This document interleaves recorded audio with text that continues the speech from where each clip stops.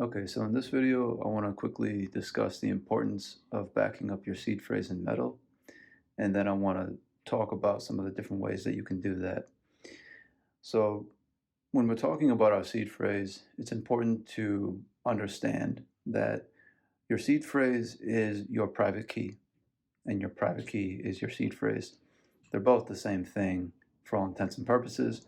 So if your signing device ever breaks, you can use your seed phrase, which you've backed up, to recover your wallet on a new signing device, right?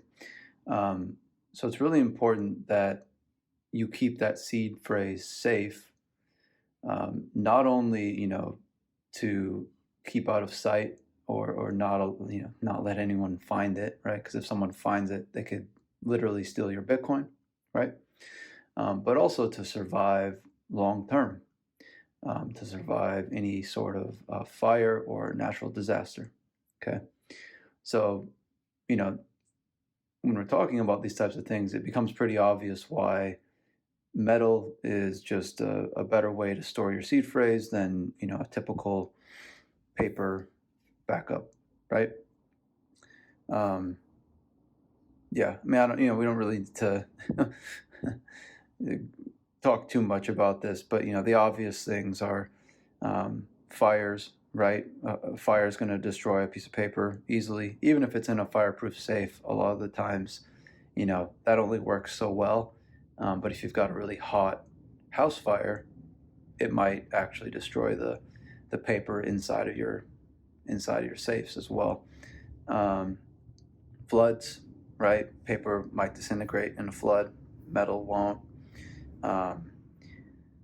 Hurricanes, tornadoes, paper might get destroyed.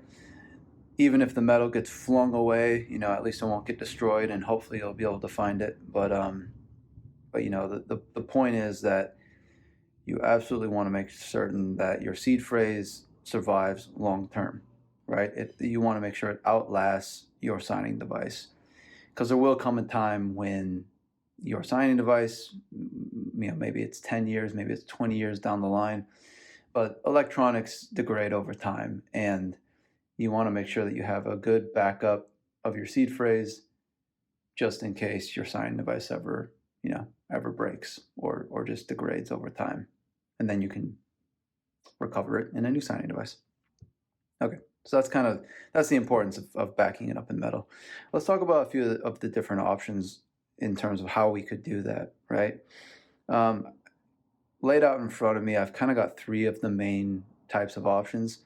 So I've got a stamping option up here, which is more of a do-it-yourself stamping kit. I've got an engraver, again, do-it-yourself type of deal. And then over here with these four options, which are for sale by different companies, these all use center punch options. So it's using these tools here, which allow you to make kind of a deep dent into the metal that will stay there even if it gets eroded or caught on fire or whatever, right? That dent in that metal will stay there and be able to be read in the future. So those are kind of the three options in terms of the actual style of getting the information onto the metal. Typically, when we're talking about metals, we either focus kind of on titanium options, which I've got the do-it-yourself ones. I use titanium plates. You can use steel plates as well. Cryptotag does titanium stuff. And then you've got steel options. So, and then these three are steel. The key differences between steel and titanium are titanium tends to be lighter. I think of it as being a stronger metal in general, and it has a higher melting point, so it's more heat resistant. Now, steel is going to probably do just fine, to be honest.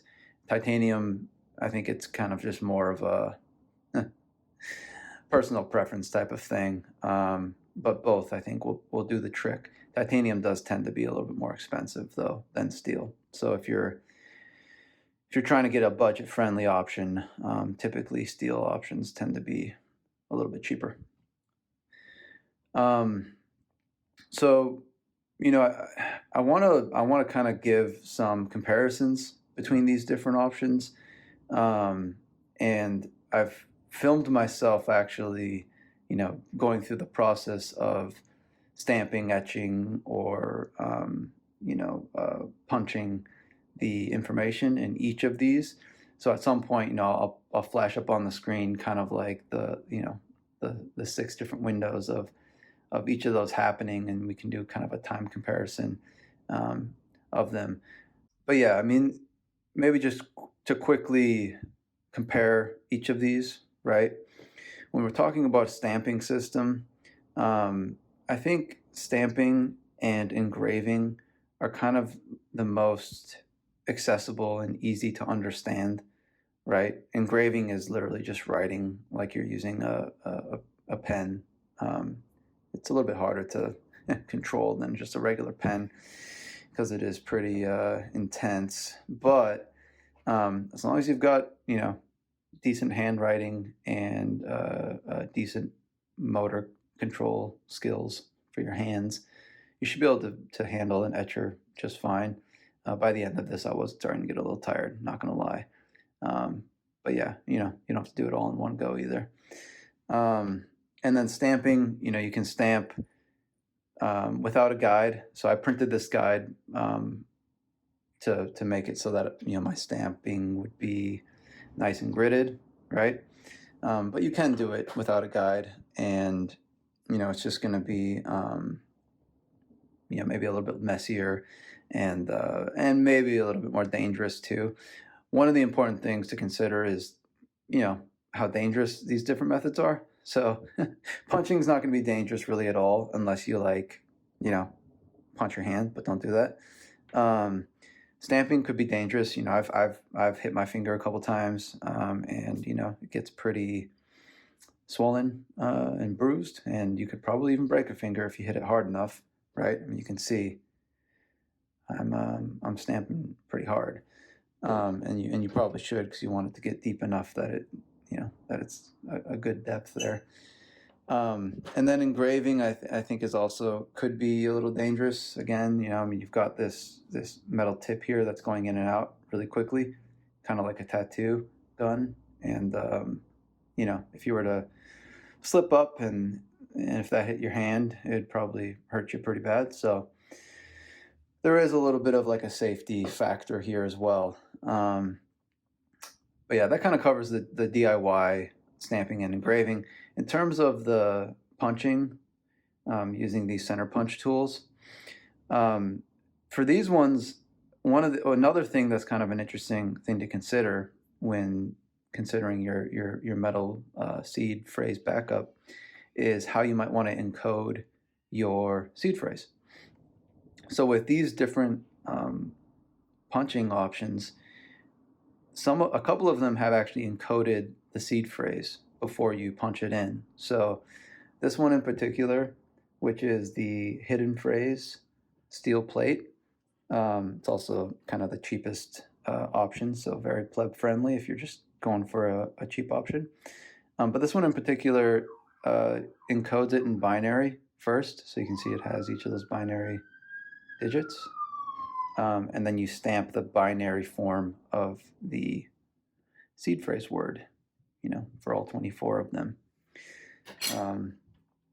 And when you encode it, right, it looks like this. So you're just writing out the ones and zeros that are equivalent to the words. And when you buy one of these from Hidden Phrase, he'll send you the lookup sheet, and then on the website there's also a PDF version too, so you can just look at it there.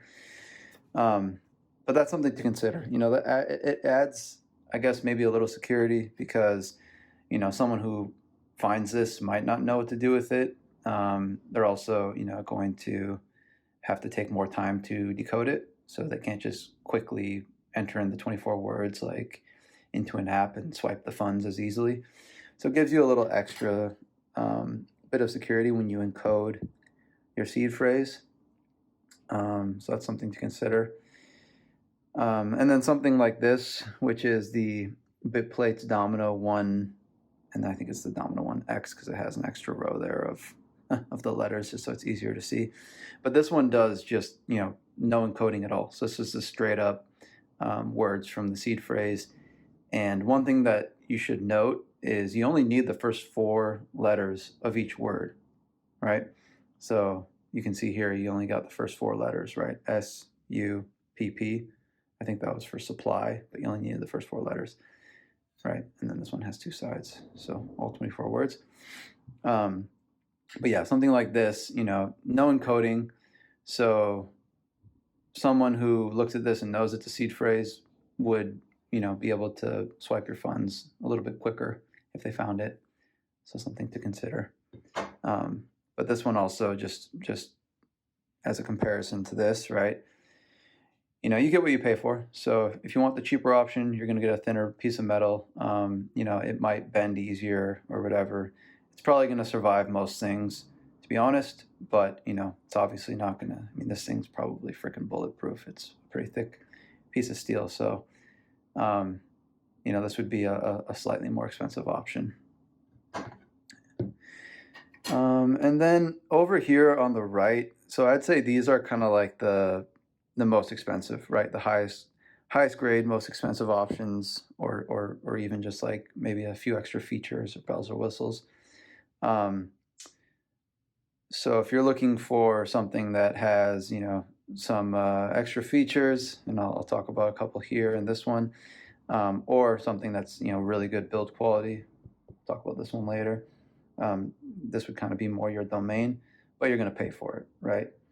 So up here, we've got the Hodlr Swiss discs. One thing that's interesting about, this form factor is people aren't going to know what this is if they find it, right? They're probably not going to think of this as being seed phrase. They might not even give it a second glance if what they're looking for is your seed phrase. So that's one nice thing about, something that's not just a straight up plate, is that, people might not even recognize it and then not steal it if they see it. This one in particular also has a magnet on the back, so you can stick it to like the side of your fridge or something in a more hidden spot. So it gives you some extra options in terms of where you can hide it. The way you open this is you grab the middle here and then you twist this. It's got threads on the bottom, right? Then once it's open, it's got these discs which have letters, 4 rows of letters, so you can do the, again, the first 4 letters of each word, right? And then there's 24 discs for all 24 words.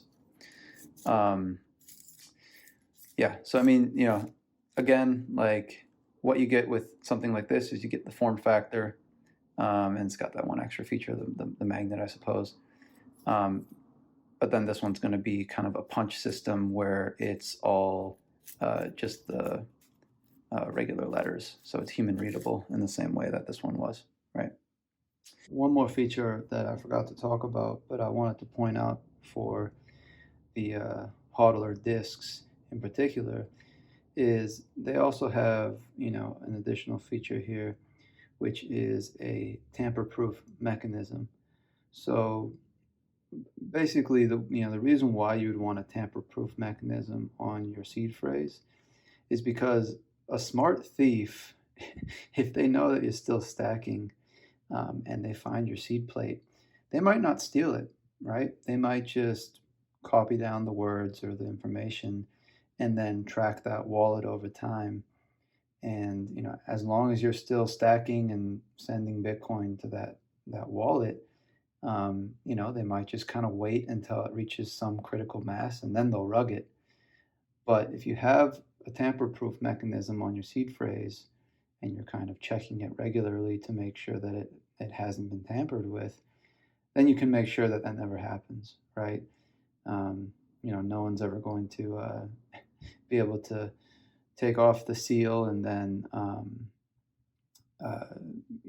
steal your seed phrase and then put it all back together. Like it would be obvious if that got tampered with.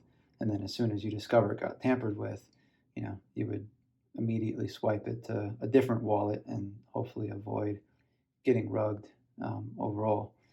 So just to show real quickly how that works on this one is you put this in, like once you've closed it all up, you put this in, you tighten it all the way so that it keeps the discs locked in place, and that also prevents anyone from being able to take it apart anymore, because now everything's locked in place. And then you take this tamper-proof sticker, right, and you put it on over this, and then if anyone ever tries to peel it off, they won't be able to put it back on, and it has a serial number on it, or it's numbered, right? So you'll know, as long as you keep track of that number, if it's ever taken off and maybe replaced with one that has a different number, or if it's just taken off, you'll notice that right away. So another cool feature about this one. And then at the bottom here, Cryptotag.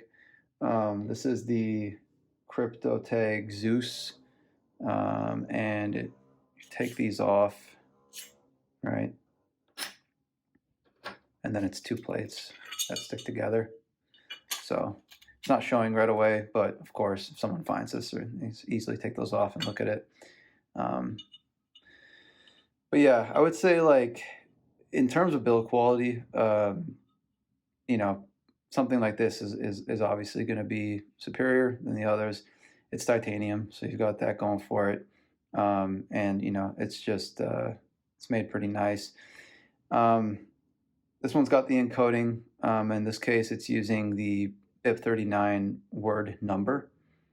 So again, they'll send you a little pamphlet that has all the lookup tables, but you can go on just about any BIP39 website or the GitHub and look up those BIP39 word numbers yourself to encode your seed phrase. And then one other thing I wanted to talk about, and this is mostly pertaining to the punching setup here, is it's not just the quality of the piece of metal that you're getting, but also quality of the center punch tool. So don't sleep on a good center punch tool, because it will make your life a lot easier when you're actually doing the punching. Okay, and you might kind of see this in the comparison videos where I have them all up next to each other. But when you've got kind of a crappy center punch tool, what tends to happen is it will jam a lot. And so, you'll be punching, and then all of a sudden it'll stop working, or it'll just jam completely and then just kind of be stuck. And the way you solve that, the worst case scenario, you have to take all the pieces apart and take all the parts out, including the spring, and then put it all back together so that it can punch again. Sometimes if you just hit it really hard kind of on its side, it will reset and then be able to punch again. But it is kind of, it's a pain if you have to do that too often. When I was punching these 4 options here, this one jammed the least. I think it jammed once, right? And on top of that, it definitely punched the deepest. So it had kind of I'd say the best punches in general. This one I'd say was the second best, right? Jammed a few times, and I think the depth of the punch is pretty good. And then these two were total crap. These were I think these are the cheapest ones. I think they're actually the same one. It's just one's coated in black.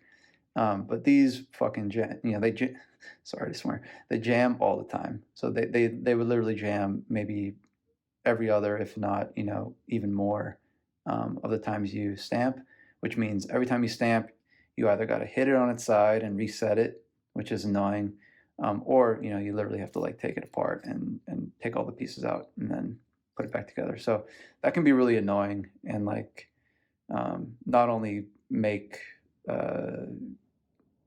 the process take longer in terms of the time, but it just makes the process more frustrating when that happens a lot. So that's another thing to consider. I'm sure you could probably get a higher quality one yourself off Amazon, which, if you're getting a different option that doesn't already come with a higher quality one, then I'd recommend just getting a higher quality one off Amazon, just so you can actually like have a decent punching experience. Yeah, but anyways, so that's kind of it. In terms of the different options, different materials, different encodings. Personally, I would say, for just a typical seed phrase, if it's something that's not super important, let's say it's like your Phoenix wallet backup, and maybe you still want to back it up in metal, but it's not like your main stash. I would do something like an engraver because it's a lot easier to do. It takes a lot less time, and it's going to do the trick, right? This thing's going to survive just about anything other than like a sandstorm, which might buff out those words, but I don't live in a place where there's sandstorms, so I'll be fine. But if it's something that's like a little bit more substantial, that's backing up the seed phrase for your main stack, maybe, I would do something that has a better chance of surviving long term. Talking decades, right? Hundreds of years, could survive just about anything. And in my case, I like doing the stamp. It is probably the most tedious and error prone, but I got to make use of this 3D printed stamp system that I made, so that's kind of what I do. If you're not going to go that route, though, then I'd say kind of some of these maybe higher quality ones will last longer, or just be better for your backup. But of course, there's always other options too, like this one. You could get something like this, and if you were to drill this on like your like a stud in your basement or something, I'm sure that would stay there for decades and be fine in just about any circumstance. So there's all these options, and it's kind of just up to you to decide which one seems best to you and which one fits your budget as well, right? There's different options for different budget ranges. All right, so for this last part, I've put up in 6 different windows me stamping and engraving and punching each of these different systems, the seed phrase into each of these different systems. You'll notice that in the hidden phrase and the Cryptotag windows, I'm doing some encoding, so that I included that in kind of the estimate for the times. And that that part always takes a little while, so give yourself some time to do that and make sure you do it right. Double check your work, triple check it. You want to make sure that you are encoding it correctly, so that when you go to decode it in 10, 20, 100 years, you're going to be able to get your seed phrase back, right? But yeah, aside from that, just in terms of the timing of things, engraver is obviously going to be the fastest. It's just like, writing using a pen, just a little bit harder. So I did that in, about 7 minutes. And then, that includes the time to check the work. So just comparing it to the paper backup and making sure that everything was engraved correctly. I would say up top with the stamping setup, the time you see here is probably going to be a little bit of a underestimate for most people. I've done a lot of stamping, so I'm pretty used to this this process and pretty efficient at it. But I would say, give yourself some extra time if you're going to do, any sort of stamping, especially if you're using like a complicated guide system like the one that I've made here. And then, the one other thing I would just point out is Hodlr Swiss. So, I had mentioned that the punching, the center punch tool that they send wasn't very good and it jammed a lot. Well, they've reached out and they have let me know that all of their future products, or all the products they're shipping out now, have a better center punch tool. So that's good. That will probably reduce, the time to punch the seed phrase pretty drastically. I would probably, I would estimate it would go down to a similar time as like the BitPLATES time. So That'll be good. You know, once their customers get a better center punch tool, I'm glad they're doing that. Yeah, and that's, I mean, you know, that's pretty much it. I would say, you know, just kind of wrap everything up here. You know, this isn't a race, right? You're not trying to like punch your seed phrase in your metal backup as quickly as possible. You got to really be careful when doing this. You got to make sure you're doing it correctly. If you're doing any encodings, you know, double, triple check it. And, you know, after you've finished all of your punching and engraving and stamping, check that too. Just always check your work when you're dealing with your seed phrases. You don't want to mess this up. This is your key to spend your Bitcoin. So take it seriously. Anyways, thanks for watching, and I'll see y'all later.